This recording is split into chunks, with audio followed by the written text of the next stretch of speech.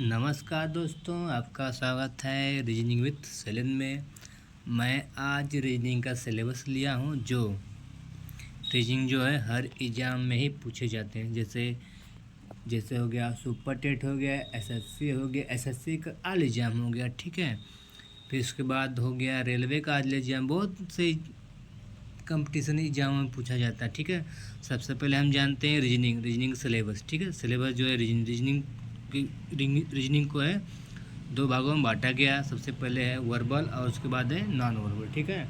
Verbal का जो है 3 भागों में बांटा गया है, वे बेसिक, एनालिटिकल और लॉजिक, ठीक है। बेसिक में क्या क्या आता है, अल्फ़ाबेटिकल सेक्शन, उसके बाद लेफ्ट राइट, उसके बाद कोडिंग डिकोडिंग, उसके बाद पेयर्स ऑफ लेटर, उसके बाद द लेटर सीरीज, उसके बाद लेटर मैट्रिक्स, फिर उसके बाद ग्रुपिंग ऑफ अल्फ़ाबेट, फिर उसके बाद पोजीशन इंटरचेंज, फिर उसके बाद मीनिंगफुल वर्ड, ठीक है। फिर उसके बाद आता है डायरेक्शन, जो है बेसिक में ही।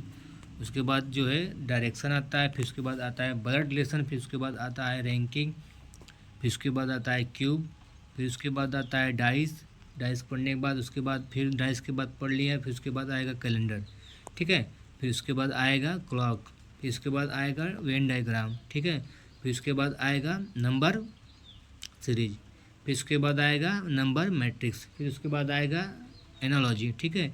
ये हमारा जो है रीजनिंग का सिलेबस है, ठीक है। फिर उसके बाद जो लोग जिसको नहीं पता है वो वीडियो अच्छे से देखें, ठीक है, और नोट कर ले। फिर उसके बाद आएगा एनालॉजी, फिर उसके बाद आएगा क्लासिफिकेशन, ठीक। फिर उसके बाद आएगा एनालिटिकल जो है वर्बल को जो है 3 भागों में बांटा गया है, बेसिक, एनालिटिकल और लॉजिक, ठीक है।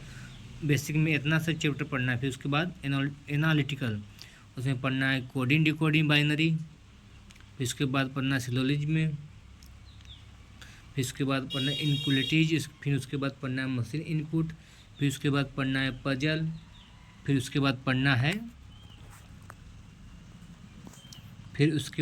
पढ़ना है डाटा सफिशिएंसी, ठीक है। फिर उसके बाद पढ़ना है लॉजिक में जैसे वर्बल हो गया, वर्बल में जैसे वर्बल को जो है 3 भागों में बांटा गया, बेसिक, एनालिटिकल और लॉजिक में क्या पढ़ना है, स्टेटमेंट एंड कंडीशन, फिर उसके बाद पढ़ना है स्टेटमेंट एंड एजप्शन, फिर उसके बाद पढ़ना है स्टेटमेंट एंड कंक्लूजन, फिर उसके बाद पढ़ना है स्टेटमेंट एंड आर्गूमेंट, फिर उसके बाद पढ़ना है statement and course of action, ठीक है। जो है वर्बल जो है समाप्त हो गया, ठीक है। वर्बल के बाद आता है नॉन वर्बल में देखो क्या क्या पढ़ते हैं। नॉन वर्बल में हो गया फिंगर काउंटिंग, फिर उसके बाद आएगा सीरीज, फिर उसके बाद आएगा एनालॉजी, फिर उसके बाद आएगा क्लासिफिकेशन, फिर उसके बाद आएगा mirror image and water image, ठीक है। जो मतलब मिरर इमेज जो शीशा में होता है, जो जल वाटर इमेज मतलब जैसे पानी में जैसे, ठीक। फिर उसके बाद आएगा पेपर कटिंग, ठीक है। पेपर कटिंग एंड फोल्डिंग, ठीक है। एक पेपर होगा, फिर उसके मतलब फोल्डिंग करेंगे, उसको काटेंगे, ठीक है। फिर उसके बाद आएगा एम्बेडेड, फिर उसके बाद आएगा कंप्लीशन, ठीक है। फिर अंग्रेजी वर्णमाला का क्रमिक अंक, ठीक है, क्या होता है, ABCDEFGHIJKLMNOP QRSTUVWXYZ, ठीक है। ये फार्मूला है CEFILORUX, ठीक है। C मतलब 3, F मतलब 6, I मतलब 9, L मतलब 12, O मतलब 15, R मतलब हो जाएगा 18, U मतलब हो जाएगा 21 और X मतलब हो जाएगा 24, ठीक। 3 दूना 6, 3 त्रिका 9, 3 का टेबल, ठीक है। फिर उसके नीचे हो जाएगा पोजीशन फ्रॉम लेफ्ट एंड हो जाएगा 27 माइनस पोजीशन फ्रॉम राइट, ठीक है। 27 में से -1 करेंगे, मतलब 1 मतलब A हो जाएगा 26 का मान कितना हो जाएगा Z। 27 माइनस B करेंगे, B 27 में 2 घटाएंगे हो जाएगा 25 का मान कितना हो जाएगा Y, ठीक।